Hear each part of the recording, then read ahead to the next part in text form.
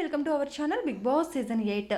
Saturday అంటే నాగార్జున గారే గుర్తొస్తారు. ఇక హౌస్ మేట్స్ తప్పొప్పుల్ని నాగార్జున గారు ఈ ఎపిసోడ్లో అందరికీ క్లీనప్ అయితే చేయడం జరుగుతుంది. సో ఈ భాగంగానే ఎవరు తప్పులు ఒప్పులు అదేవిధంగా పర్ఫార్మెన్స్ బెస్ట్గా ఇచ్చిన వాళ్ళని అతను సమర్థించడం జరుగుతుంది.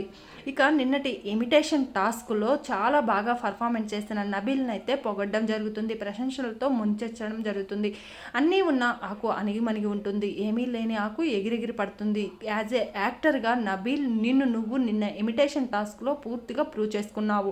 నువ్వు ఆదిత్య ఓం లాగా చేసిన క్యారెక్టర్ దింపేసినట్లుగా ఉంది.